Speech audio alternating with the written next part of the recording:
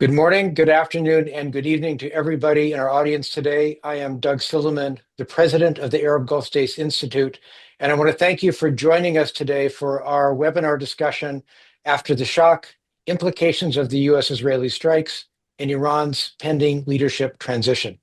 Now, this past Saturday morning, U.S. and Israeli airstrikes hit a meeting of very senior military, civilian leaders in Tehran that also included the Supreme Leader Ali Khamenei, killing all of them and setting off the latest crisis in the struggle between the United States and Israel and Iran. The U.S. and Israeli militaries have been for 2 days attempting to degrade and destroy as much of the Islamic Republic's military capability as possible. For its part, the Iranians have responded with significant strikes by ballistic missiles, drones against targets not only in Israel and not only U.S. military bases, but targets in Jordan and in all of the countries of the Gulf Cooperation Council. So 2.5 days in, where is this all leading? We have assembled a spectacular group of analysts to help us understand where we are and where we are going. I'll introduce them very quickly. Al-Saif is a professor at Kuwait University and a non-resident fellow here at AGSI. Mohammed Baharoon is the director of the Bahuth Research Institute in Dubai and a longtime friend of the Institute. Kristin Diwan is a senior resident scholar at AGSI. Alfoneh is senior fellow at AGSI. And joining us from unfortunately war-torn Beirut is senior resident scholar Hussein Ibish. So Hussein, I will let you take the conversation. I'm very interested in hearing what all of you have to say. Thank you, Doug. Me too. A great panel. Thanks to all for joining us. I'm not going to engage in any entirely supererogatory, unnecessary summary of where we are beyond what Doug said. Ambassador Silliman summed it up very well. And instead, I'm going to leap straight into the conversation. I'm going to ask questions of the panelists individually, and I invite all of them to jump in at any stage if they want to, if they feel they have anything to add to that. So let's just get started because we have an hour. We want your questions also through the Q&A function, so don't hold back. I guess I'll begin with Ali Alfoneh, my brilliant colleague on all things Iran, to ask him what comes after Ayatollah Khamenei, who is dead. He appears to have anticipated his death. He appears to have, at the end, embraced martyrdom and to have had that on his mind. I gave a talk on Wednesday here in Beirut where I said I thought he expected to die, and he duly did. So now what? There's this triumvirate in Iran. But that's not really a sustainable alternative, I think. So what comes next? What do you think, Ali? Thank you so much for your kind words and introduction. And let me start my presentation by extending my condolences to all the victims of this horrible war, regardless of nationality. This is a regional tragedy, as I see it. Yeah. And for the Islamic Republic, after Ayatollah Ali Khamenei, he is gone, but the regime wants to survive. The individuals in charge of the regime are not willing or in a hurry to become martyrs like Ayatollah Khamenei. They are survivors. And even during the time that Ayatollah Khamenei was alive, approximately, I would say, during the past 2 years, Iran has already some kind of a collective leadership comprised of the president of the republic, the parliamentary speaker, the judiciary chief, one representative from the Revolutionary Guard and one representative from the regular military. And this 5-man group has been running the affairs of the state almost for the past 2 years. And here, in this context, Ayatollah Khamenei was one of the main obstacles for Iran reaching a meaningful agreement and engaging in meaningful negotiations with the United States. So I suspect that even now, after all what has happened, exactly because these individuals want to survive and they want the regime to survive, that they will reach out to President Trump, and perhaps already have, giving him the option of having a Venezuela-style victory, meaning that Iran gives some concessions, but the regime remains in place. And at the same time, they know that they cannot negotiate with President Trump empty-handed. So they also threaten to use extreme force. Right now, we're seeing attacks against shipping. And I suspect their next move will be smaller attacks against the regional energy infrastructure. And that is their signal to the United States and to the president that this will be the doomsday scenario. If the regime goes down, the entire regional energy infrastructure will be set on fire. Do you think they have the capability to carry through with such a threat? I'm not a military expert, but it is relatively easy, and Iran has already demonstrated that capability in the past with cruise missiles and also with aerial drones. Yeah, fair enough. Okay, Kristin, let me turn to you quickly, just because it's a perfect follow-up. Wouldn't that be the ideal outcome from Trump's point of view, a Venezuela scenario where elements of the regime continue in stability, but giving concessions to the United States and with a different forward-looking face, Delcy Rodriguez rather than Maduro? That would be a good outcome at this point, I think. And let me just share as well the sentiments of Ali. I think all of us at the Institute, we're all very connected to the region and have lots of friends there. And we are all watching with a lot of anxiety and thinking of people under attack right now. Yeah, I think that would be an ideal objective. But I think what we have to acknowledge is that it's been very unclear what the ultimate U.S. objectives are under President Trump. I actually went back, if you'll indulge me just for a minute, because I think it's useful to look at the different things that he's stated just in the last few days. We had the original announcement for the war, which came onto his social, in which he said our objective is to defend the American people by eliminating imminent threats from the Iranian regime, which he didn't state exactly what those imminent threats were, but hinted very strongly regime change by framing the war within this really, really broad historical perspective going back to 1979, and then offering the Revolutionary Guard, armed forces, and police immunity, and telling the Iranian people your hour of freedom is at hand. Then we had the next day, on Saturday, in an Axios interview, I can go long and take over the whole thing or end it in 2 or 3 days and tell the Iranians, see you again in a few years if you start rebuilding your nuclear and missile programs. So I think already within 2 days, we had very different kind of end games for what the war is. Since then, if we're trying to guess how long they're thinking this will take, there was a telephone interview with the New York Times in which that's yesterday, saying that the assault he expected to take 4 to 5 weeks. Speculated about who could lead it, which included the point that you made about maybe a Maduro type situation. But at the same time, talked about other kind of situations, where how this could end in terms of what the regime would look like. So I think, and then we had today press conference with Secretary of Defense Pete Hegseth, where he said specifically the threat was to destroy the missile threat, destroy the Navy, no nukes. And the chair of Joint Chiefs of Staff said it's to prevent Iran the ability to project power outside its borders. So we've had a real slippage in what the goals are. And I think probably the most accurate thing to say is that something else that Secretary of Defense Pete Hegseth said, which is that we need to give President Trump ultimate sort of flexibility in how he sees opportunities in the moment and presumably feels different pressures to make the decisions. And I think that's really where we are, is that President Trump will be making those decisions. Flexibility on how and when to declare victory, right? Exactly. Which I think, as you mentioned, probably the best outcome would be a kind of a Maduro-like outcome. But I defer to Ali to say if that's even possible at this point. I mean, suggesting that there might be some up and out, but I don't know if that's, I'll definitely circle back to him with that in a second. But I'd like to turn to Mohammed for just a second, because the UAE has probably received more attacks than any other country, and it's been very heavily targeted. by Iran because it's very exposed. It doesn't, it's very hard for it to defend itself, and it's perceived as a huge enemy by Iran.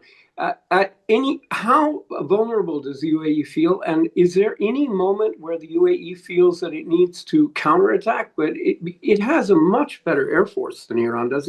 It could really hit Iran hard if it wanted to. Is there any point when the UAE decides to go on the offensive here? Well, first of all, I will also join my prayers to those who passed away in a war that shouldn't have happened, frankly. However, I would say the UAE is not, everyone thought that it was vulnerable. The fact that it managed to, react to all of these attacks so far, more than what Israel has got, shows that it's not as vulnerable as people thought it was. This is number one. Number two, I don't think when we're looking at outcomes, we look only at military outcome.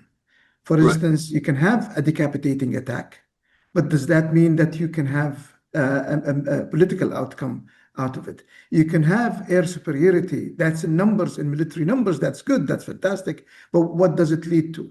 So I think we're looking at what type of sustainable outcome that would come after this, and whether a military attack can do it or not. The third point is that retaliation is a sovereign. UN Charter Article 51 allow people self-defense.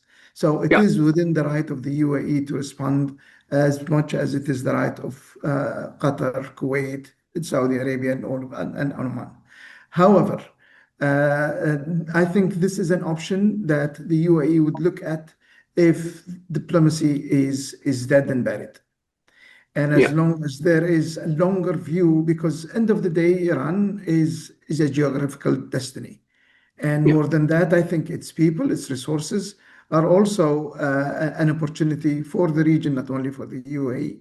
And we look into this, engaging in a active war today can affect how we can rebuild relationship with Iran in the future. This should also be the type of thinking Iran has got today, looking at what is their future after the war is over, and what type of loss they're making by attacking their immediate neighbors and people who are providing for the last 5 years sort of a buffer zone between them and the US to try and prevent and prolong this attack. So these are the type of calculations.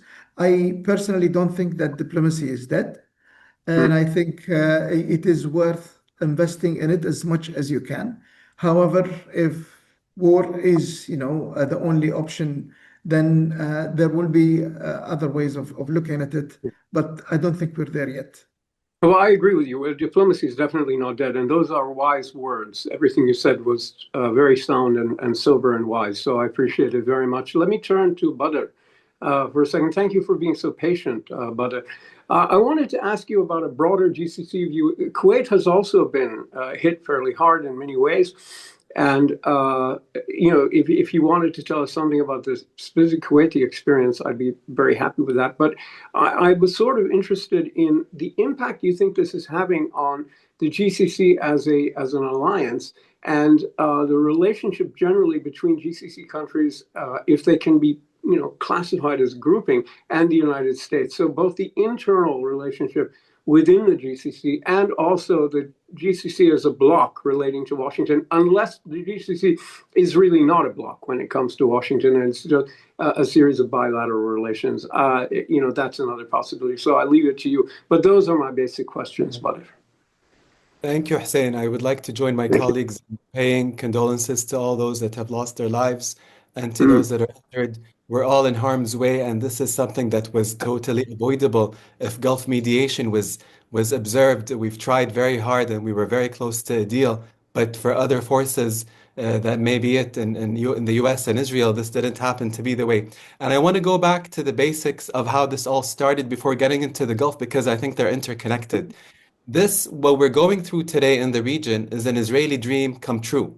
They're dragging the whole region to dance to its tunes. And they've said so, for the last 40 years, Prime Minister Netanyahu was saying, we've been wanting to attack the Iranians for that long. And ironically, Iran fell into that Israeli playbook. because Israel wants to wreak havoc between us and the Iranians, and they're delivering that to us. But I think key to all of this is restraint. We have to continue on the diplomatic front. I agree with Mohammed there. This is a war that's not ours. We don't want to be dragged into it, but we shouldn't also stay idle. I think there is a room in between in which we can deliver messages that are forceful in nature, short of military strikes, but then can engage with the new leadership, with the IRGC. Look, the U.S. decapitated Khamenei and Israel. But they've handed the Iranian regime a gift, because for the last few years, they've decentralized effectively, naming all the different lines of succession, decentralizing their operations. So the regime, in a way, is continuing to operate. And that's a reality that we need to deal with. Now, in terms of the Gulf states, look, we can also thank, the culprits in the war for bringing us closer together, because that's what happens to Gulf states. They come closer. This war happened at the dawn of a Saudi-Emirati rift. We saw them come together, and as we do in times of crisis, the GCC's time is not up yet. I think there is much that we can do together collectively, but we need to be forceful in how we approach things and in putting an independent path forward that is not dependent on the U.S., which, as Kristin mentioned, I mean, I don't know if what's happening today from the U.S. is master strategy or master folly. I mean, the options are just so plenty. And we need to also be keen on the shifts underway with the regional balance of power. We will not be comfortable within an Israeli orbit of power. Right. That's all very good points, and thank you so much. I do want to follow up on my promise to circle back to Ali Alfoneh with a question about whether, which Kristin really raised, which is whether a Venezuela-style scenario really is plausible. Who in the regime would do that? And are there any signs of enough either internal fissures or kind of a consensus to offer a kind of a sort of a pull down, an attenuated surrender to Donald Trump, or is that now off the table? What do you think about that? I can only reiterate that the current leadership, the five-man large group, which has been running the states, the affairs of the state during the past almost 2 years, none of these individuals is in a hurry to become a martyr. Mr. Ghalibaf, who is the parliamentary speaker, he is a lover of good cigars. He likes the Mayfair hotels in London and other pleasant things of life. Same thing with Justice Chief Mr. Mohseni AGSI. Among these individuals, perhaps President Pezeshkian is the most ascetic, but he understands the terrible plight of the Iranian middle class. So he too is interested in living up to his responsibility as the president of the republic to provide for them. So these three political leaders, they are definitely interested in reaching some kind of an agreement with President Trump. By the way, that is also true not only of the military, of the army, the regular military, but also of Brigadier General Ahmadian, Wahid Ahmadian.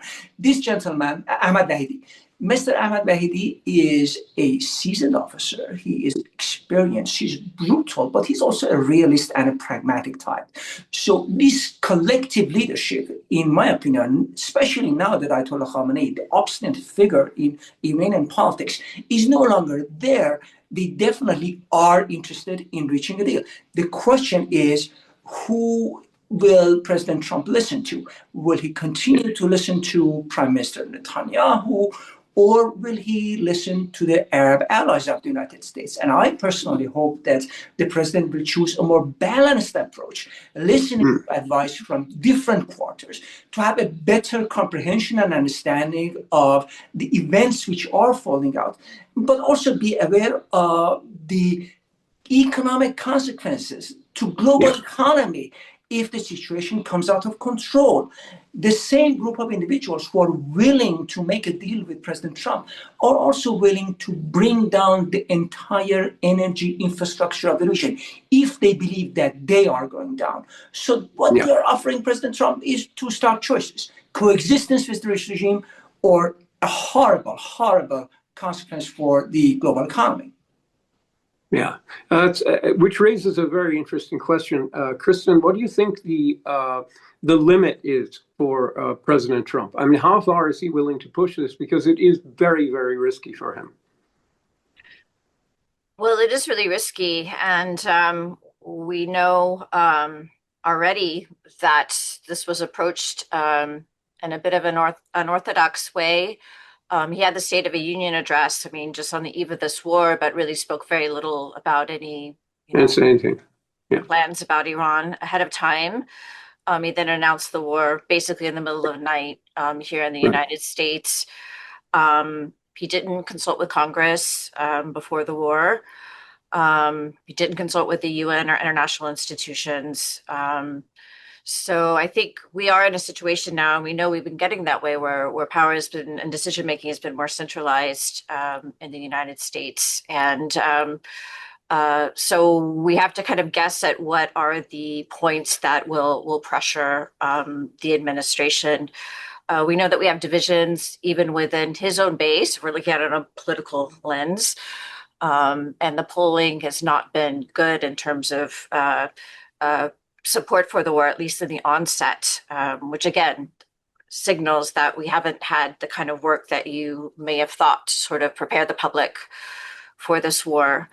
So I imagine that he will be coming under pressure, at least from his political base. I think he's already commented that and said that he doesn't look at polls and he's willing to do whatever is necessary. And in fact, throughout that, he was even willing to contemplate boots on the ground in Iran if that were necessary, which seems to cross a red line that I thought he had sort of already established. So he is going to be coming under pressure, both in terms of a political base that isn't ready and necessarily have appetite for this war, and by the events on the ground, because I think, just to go back to something that Mohammed said, there's a lot of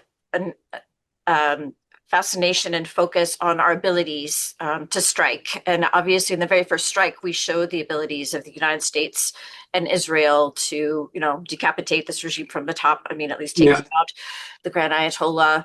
I'm sure that we are very successfully hitting a number of bases, missile sites and that sort of thing.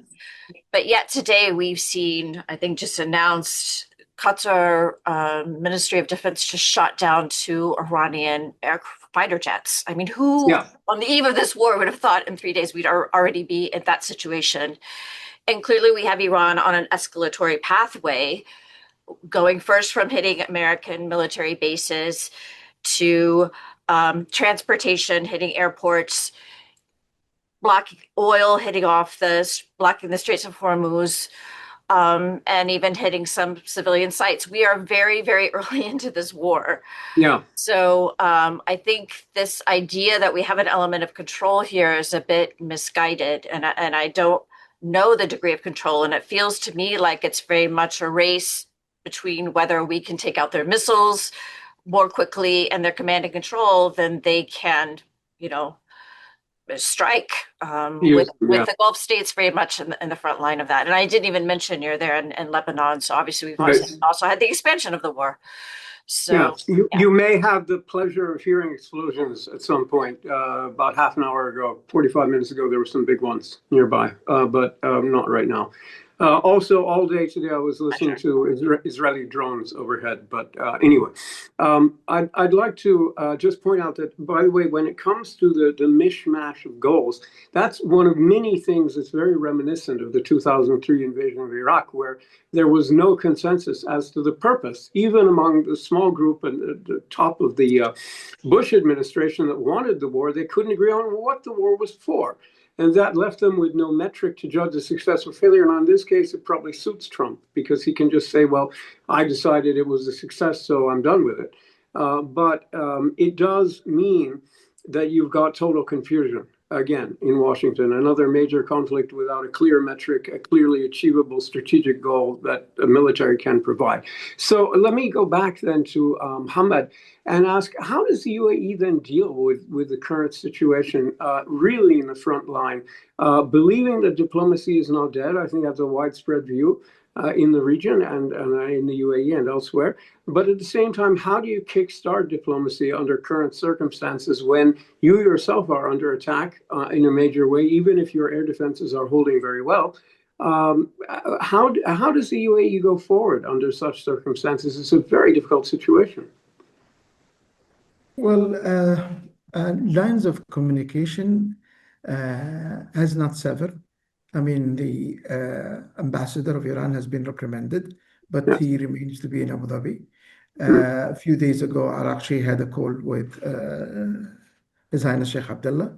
And then there's also Oman, Qatar. I think that there is a lot of diplomacy going on.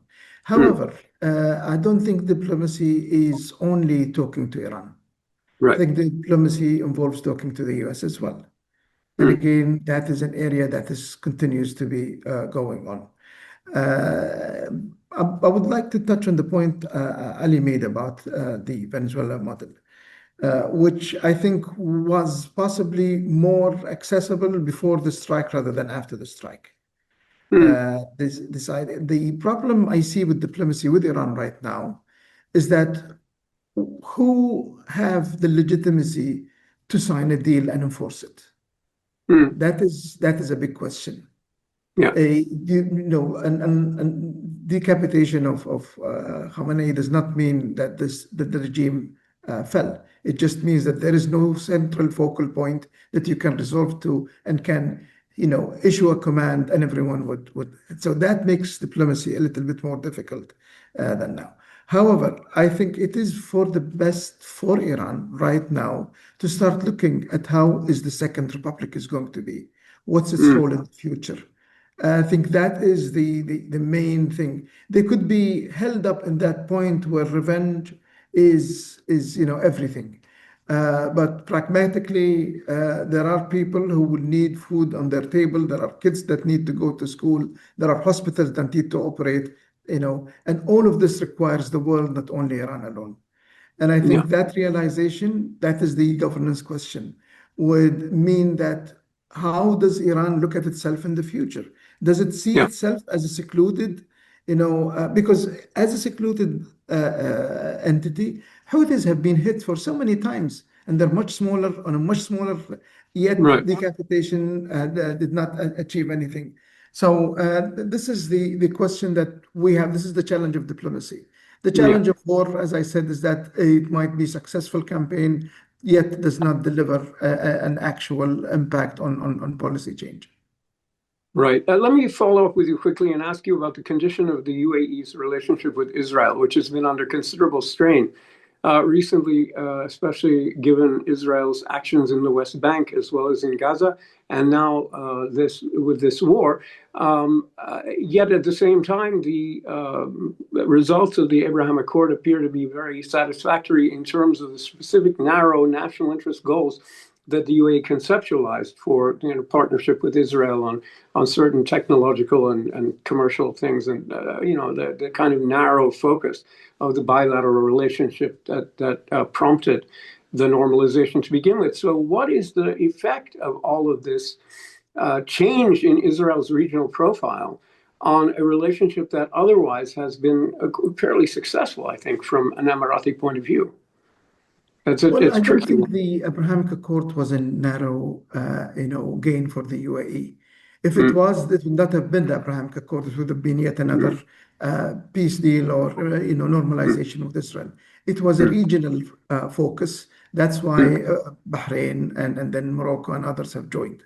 So this was not the idea of a narrow gain. And I think if it was only measured by gain, it's not really successful. Okay. The success we were hoping for was a new dynamics in the region that is not based on polarity. How's that going? Right now the polarity has its height, and the 2 points or the two,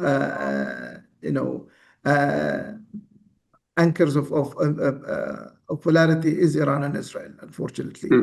But remember that this is the role GCC, not only the UAE, tried to play during the 12 Days War. Right.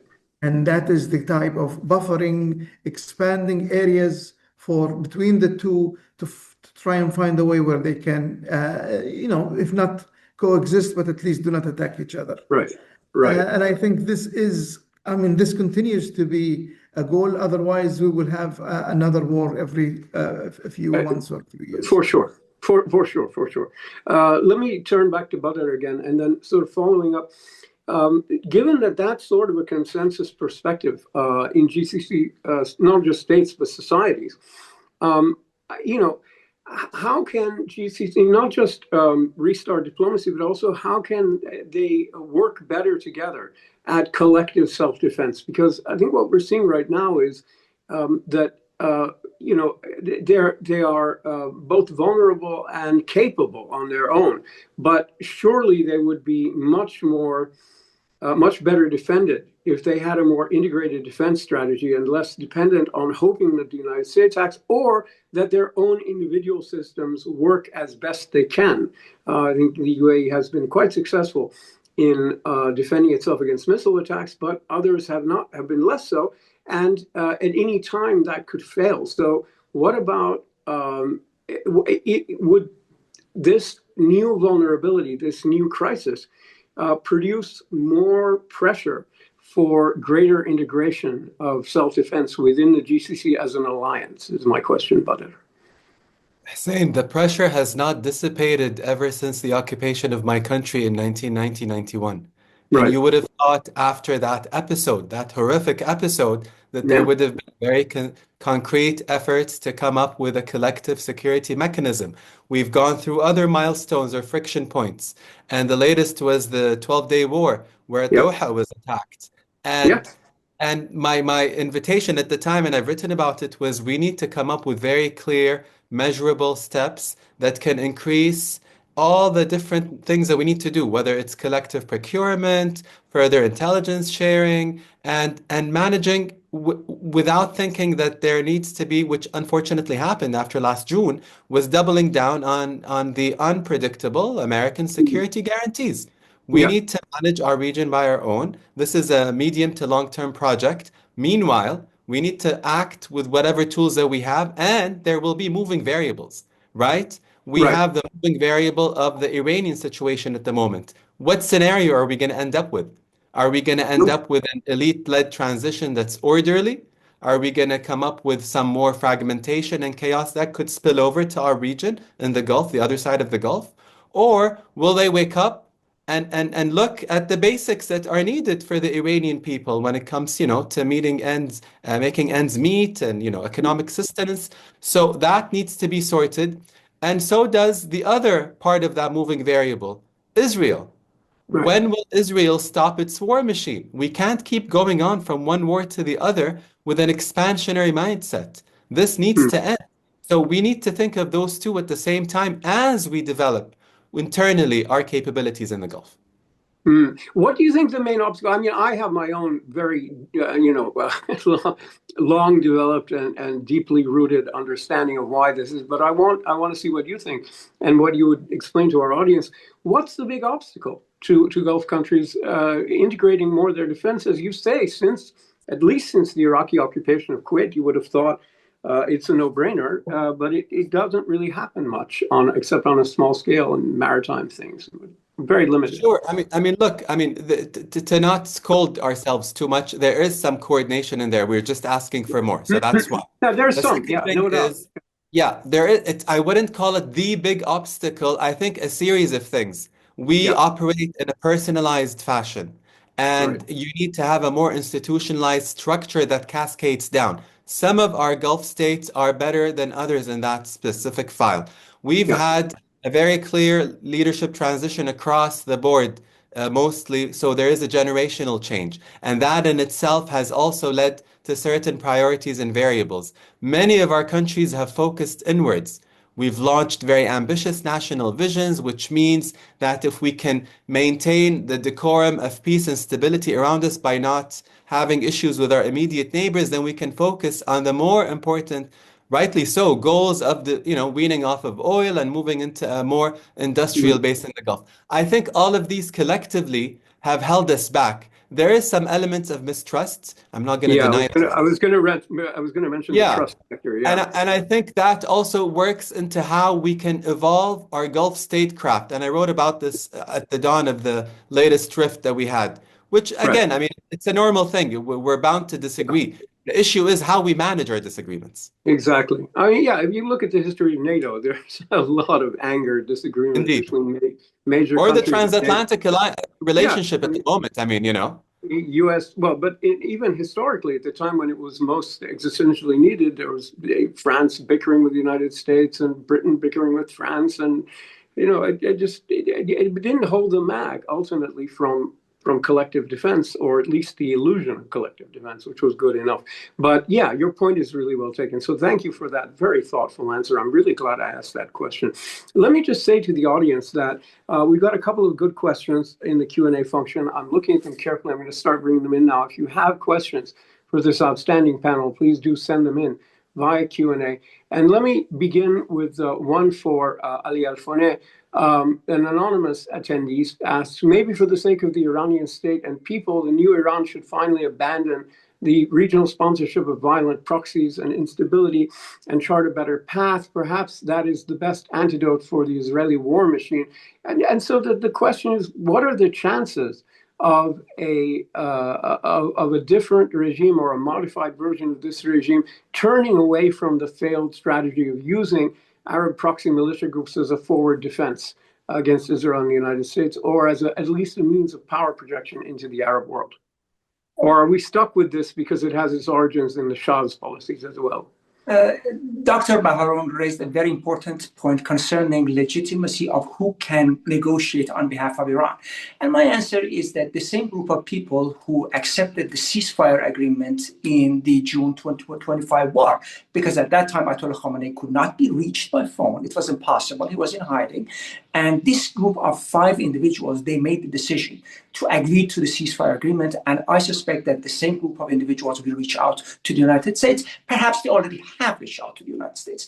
As for your question, Hussein, I generally, in world history, not only the case of Iran, in world history, I see greater degree of continuity than change in the national security strategy of states. It really doesn't matter. A country is Tsarist Russia, the Soviet Union, or the Federation of Russia under Mr. Putin. More or less, all of these leaders were pursuing the same strategy. And it is not only Iran which has pursued a strategy of forward defense, developing and nurturing proxies in the region. Almost every single country is doing that. So I suspect, and this is particularly true of weaker states, which do not have the funds and the economic foundation for having conventional military forces deterring attack against them. So yes, regardless who rules Iran, I do expect that Iran will be nurturing proxies. The Shah did, the Islamic Republic, the successor regimes like to do so. As for the nuclear program, particularly in a country which cannot afford to have conventional deterrence, it is also fully, in my opinion, and I expected that the next regime will pursue more or less the same strategy. This is also true of, obviously, of the missile program, which is conventional weapon systems. And just to bolster your point, the nuclear program, again, has its origins in the Shah's policies as well. They're both inherited from the Shah. So, yeah, I agree with you. I see continuity everywhere, despite ideological differences. Americans, well, I think were surprised to see the continuity between, Carter and Reagan, et cetera. And it just, countries that remain the same despite ideology and rhetoric. So they have the same challenges and the same toolkits available to their leaders. So, yeah. Let me turn to the other 3 panelists, and I want each of you to address the same question because it's very interesting and complex. We can begin with Kristin, but I want to hear also from Mohammed and Badr on this. What are the conditions for de-escalation now? What's the most realistic pathway to get to de-escalation? And I want all of you to address this because it really is sort of a crucial question and pretty complex. Well, I think I spoke earlier about the kind of the pressures that the U.S. administration will be under, the Trump administration, so that they may be wanting to look for one of these exit ramps that they talk about that they potentially have. I think Ali's spoken about what he sees, kind of optimistically as people on the Iranian side who could be negotiated with. I've been watching on the Gulf side. It's quite interesting. Of course, we know that the Omanis and the foreign minister was involved in the mediation and the negotiations just prior to the war. Seemed to have spoken on US TV to try to kind of last minute push for a diplomatic outcome or to continue with those negotiations. And I noticed that the recent statement that the US put out with the Gulf states condemning the missile attacks that are happening on all of the Gulf states and on Jordan and even on Iraq, I think also Kurdistan and Iraq. Kind of expressing solidarity and condemning those attacks. I noticed that Oman didn't sign on to that. So that suggests to me that they're still trying to preserve, because it was sort of like a joint statement with the US. So I think they're trying to preserve perhaps their ability to negotiate. At least that's my interpretation. So perhaps they could also play a role. But I think I'm pretty worried. I guess I feel better hearing Ali say that there might still be a political wing to reach out to in Iran. But I think right now, hearing the Iranian foreign minister say that the military is in the hands of a number of different independent decision makers definitely made me feel like that sort of de-escalationary, pathway is going to be a bit more tricky to achieve. And we also have the Israelis out there, which Al-Saif mentioned. Even if the U.S. wants to do that, we still have a question about what the Israelis' objectives are, which I think they are much further along the idea of regime change, maybe than the U.S. is fully committed to. Clearly, I think without a doubt. Yeah, I'd love to hear from Mohammed and Badr on the question of de-escalation. I think one thing that we've already witnessing is that the intensity of attacks on Gulf countries have sort of subsided today. More so in the UAE, if you look at the numbers of missiles and drones, there is a difference between today and yesterday. The fact that airports started to operate limited evacuation, trips, that's again a sign of de-escalation. However, de-escalation cannot come from Iran alone. So, and if you interpret or if you take what President Trump is saying at face value, that the war would go on for at least 4 weeks and the intention is to deplete all of the military capabilities, then there might not be de-escalation from the US, which would mean that de-escalation from Iran alone is not going to be reciprocated. However, if that might not be taken at face value, this could be just a part of the pressure. However, if a channel of communication is established, direct or indirect, then we could start seeing some sort of results. And I think if the objective is to see new leadership capable of taking more courageous decisions than the previous leadership did when it comes to what Iran means, how does the nuclear program and the missile program factor in the overall future of Iran, then things might start looking different. Great. Badr, what do you think? I mean, look, it's a fluid situation, and it can go as limited and tightly held in the minds of one person, being Mr. Trump, who decides to engage proactively. As Kristin mentioned, it was one of the many options that we saw him state in the last 2 days.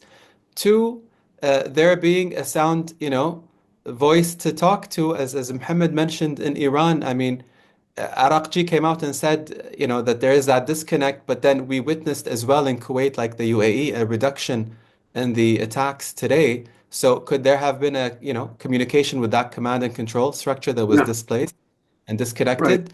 We've yet to see. But I think, look, we cannot determine any specific route forward. But I think we need to, again, play a role in shaping that outcome. And that's where our mediation will continue to be relevant, regardless of what you hear from, the Omanis or the Qataris, that they're fatigued and all these things. I think they'll come in. And I would pair it with a day after consideration, Hussein, because the US will leave and we'll be left to clean up, and we're the neighbors of Iran. Oh And you yeah, guys, you're in Beirut right now, but the others are no. thousands of miles away. We No, got yeah, to deal with you're it. going to be there. Yeah, you're going to be We're going to there. be You there. live We need there. to deal with it. It's going to require a lot of hard work, but I Yeah. think we're cut up for it. We need to make it happen. Well, I do agree with Kristin that the Omani foreign minister's comment on American TV was echoed very strongly what Mohammed Baharoon was saying just now, that diplomacy is not dead. And he seemed to say that bluntly, even as the conflict had begun. And so you're absolutely onto something there. The other thing, though, to keep in mind about the reduction in attacks on Gulf countries is that it's possible the Iranians are running low on launchers. There's a limited number of launchers, missile launchers they have, and they're being attacked, sort of in a very coordinated, focused way at the early stages. So that is another possibility. In other words, it might not be a deliberate let-up, but simply an exhaustion of capabilities. I prefer to think the first, but the second is possible. Let me go back to Ali Alfoneh with a question and then a follow-up. Arif Hassan asks, is the son of the former Shah a realistic option for being a transitional figure in the near future in Iran? Mr. Reza Pahlavi has demonstrated some leadership qualities lately, but if you look at his lifelong track record, it has been rather poor. What I fear and what I am concerned about is that much of the campaign, particularly online, in favor of Mr. Reza Pahlavi is run by robots sponsored by the government of Israel. And that's a problem for any leader who wants to be the legitimate leader of Iran, either as a king or as president of the republic. The second issue that Mr. Reza Pahlavi has is that he has not shown particularly much empathy towards the death of civilians in Iran, but he did express his condolences for the killing of 3 American soldiers. And that also is something quite strange for somebody who is aspiring to be the leader of Iran, rather than running for the House of Representatives in the United States. So I hope that Mr. Reza Pahlavi improves his leadership skills, shows empathy towards the people of Iran, manages to create an organization around himself.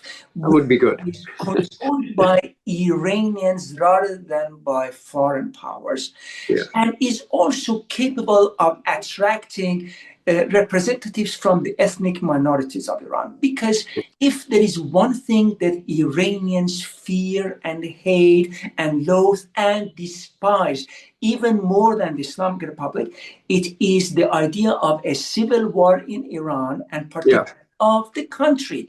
And Mr. Reza Pahlavi has said on the record that he is against partition of the state, but I think he still needs to do some work with representatives of the ethnic minorities in order to fully deserve to be a leader figure, rather than just feeling that he is entitled to it because he is biologically the son of the late Shah of Iran.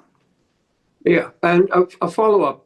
What is, and this is from an anonymous viewer, what's Iranian public opinion on the current American and Israeli war? Interested in both inside Iran and the diaspora, but I think more inside Iran. What's your sense of it? I prefer not to answer that question because honestly, I do not know, and we do not have scientific methods to do polling inside of Iran. What I do see with my own eyes is two things quite interesting. One is video footage of some Iranians expressing joy at the killing of Ayatollah Ali Khamenei. And then also a group of people who are participating in some symbolic funeral services for Ayatollah Ali Khamenei. What I do not see right now is anti-regime protests and an all-out rebellion against the central government, which was one of the objectives of Israel, I suspect.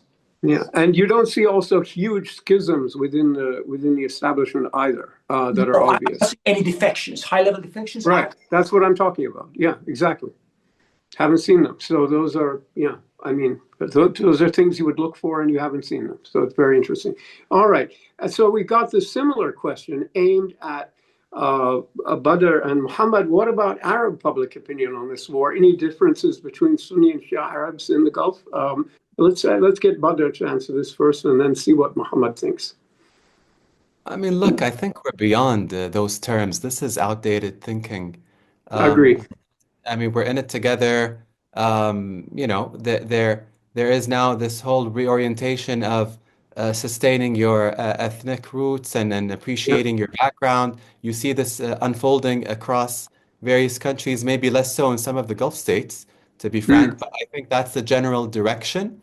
And I'm not going to say we're in a post ideology because we're not. I mean, people have their own belief systems, but I think going through the religious lenses is Yeah. not a trope, It's not even helpful. in many elements in Iran, to be honest. I mean, Yeah, no, I think you're absolutely right about that.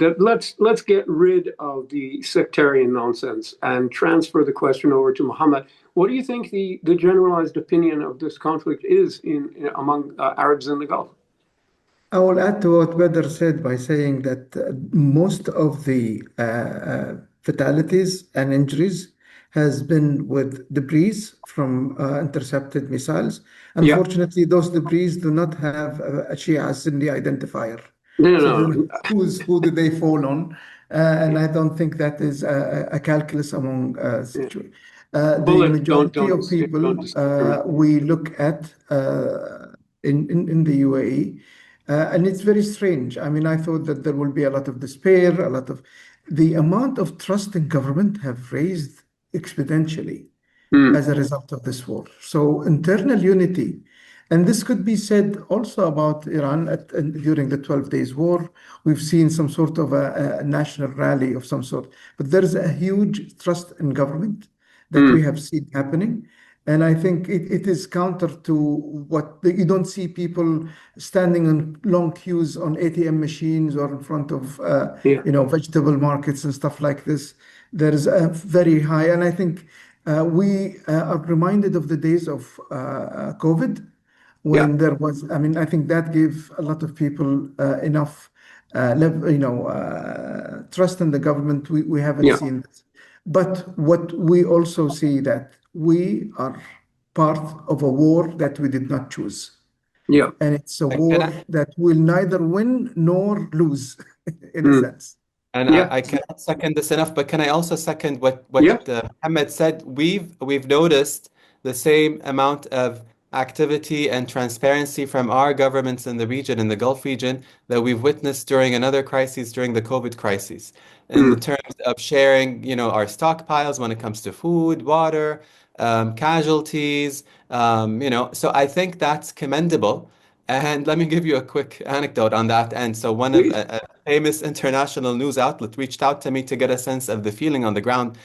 And they kept going and going, and I was explaining what we're going through, and he said, you feel measured. I mean, there isn't any worry." I'm like, "Yeah, I mean, we're doing the best that we could, and we need to trust the system. We've been put in an awkward position, but I think we're trying our best to, act accordingly within, a measured approach." Yeah. Okay, we're running out of time, but I want to circle back to Kristin, who's been patiently listening for a while, with a question from Marianne Lanza. Which is, do you think China could take part as a form of mediation between the GCC and Iran, or between anyone else in Iran, I suppose? Is China a potential mediator here, is really the question. That's an interesting question, which honestly I have no insights into. I mean, obviously, they did play that role before. I haven't seen any moves in that direction thus far. I do know that they condemned the attacks. By the U.S. and Israel. So I don't see them. They're not going to be mediating with the U.S. That's certainly the case. Yeah, I think you're right. I think the answer is no. And I think just as they're dismayed with the attack, they're dismayed at the Iranian threats of shipping in the Strait of Hormuz, which is crucial to them. And so I think they can't figure out who they dislike more at this point.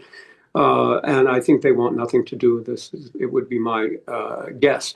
So Can I add we are. something to that, Yeah, if I may? of course you can. Hussein, Absolutely. China will also be a victim of this Yeah, war if the prices of oil goes rising up. Not exactly. only China, Europe, with the prices of gas already doubling.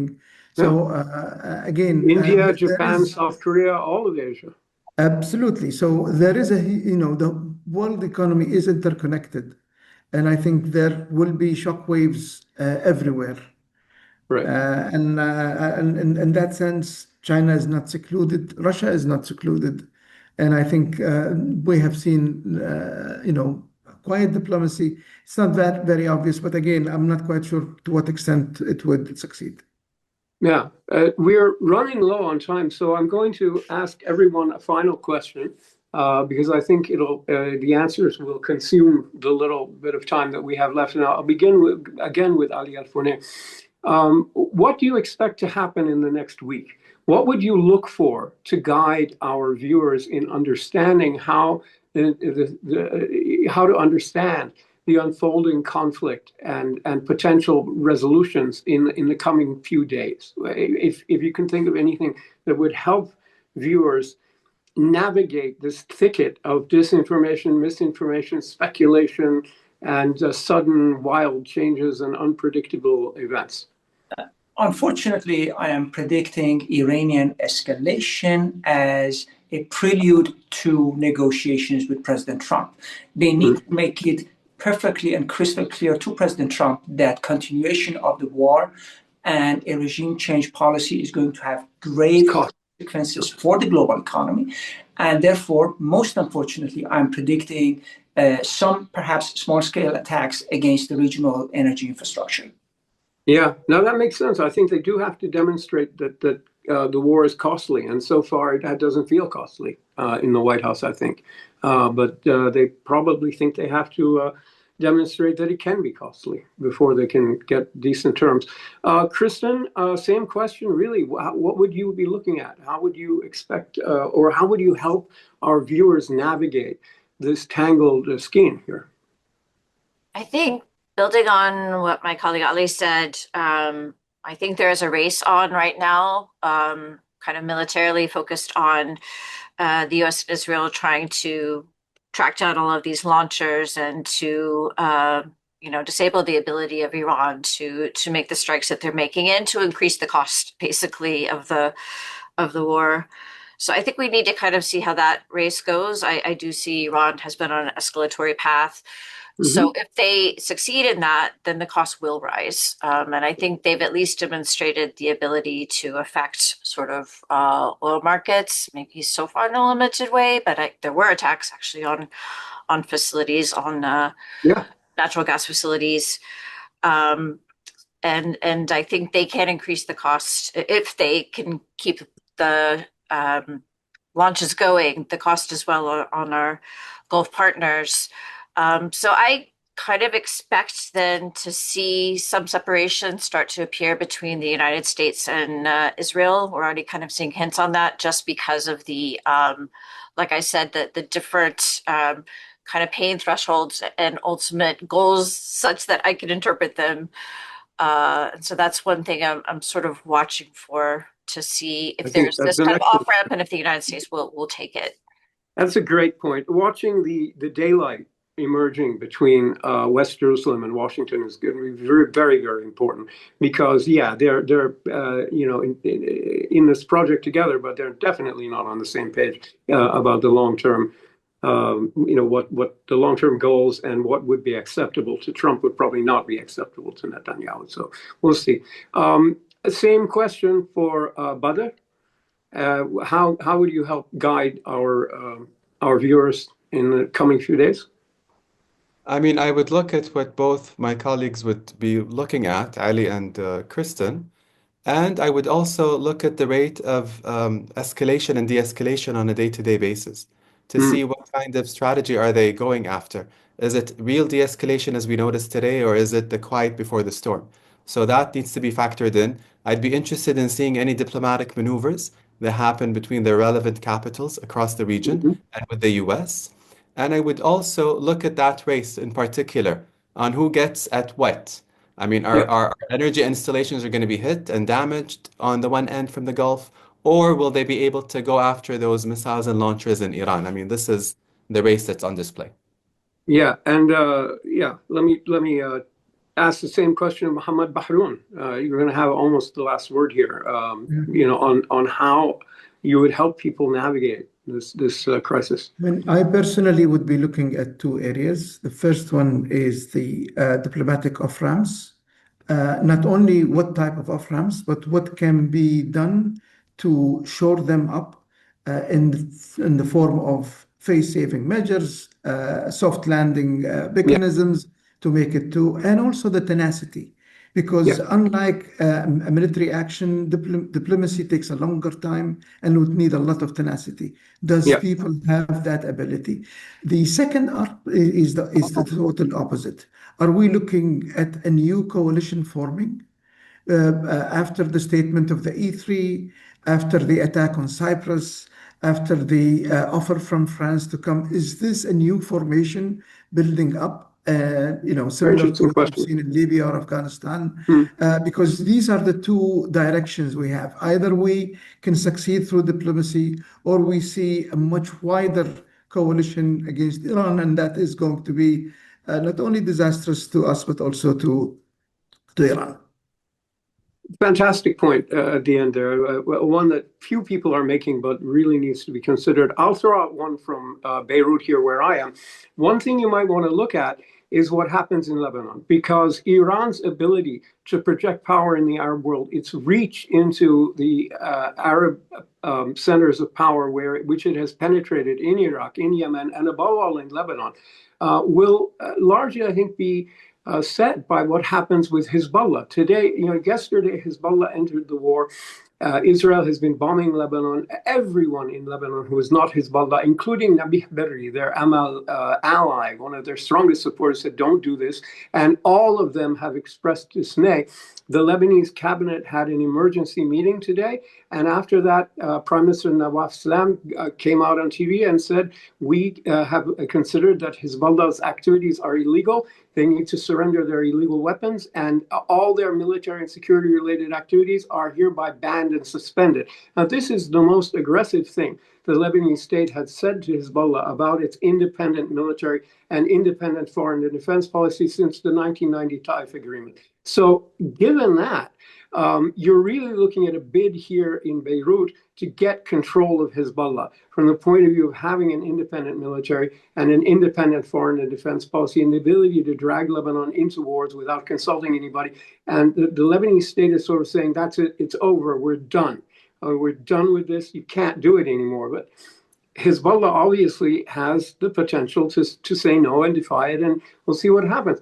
Whichever way it goes is going to be a very strong indicator of how powerful Iran's reach into the Arab world is going to remain in the next few years, right? If they have to back, if Hezbollah backs down, it will be with Iran's permission and guidance, and it will be an indicator of the real weakening of Iran's power projection model into the Arab world through these armed gangs and proxies. If they push back successfully and defy the Lebanese state, it will be a very strong indication that that project remains alive, despite having failed in its first mission of preventing attacks like this against Iran. So I just wanted to throw that out there from Beirut. Luckily, you didn't hear any explosions as we had about 2 hours ago, but I'm bracing for the next bunch. I want to thank my fantastic panel for joining us today. And thank everybody for watching us. Join us next time for another great AGSI webinar. And to everybody, good afternoon, good evening, and good night, depending on where you are. Thanks very much.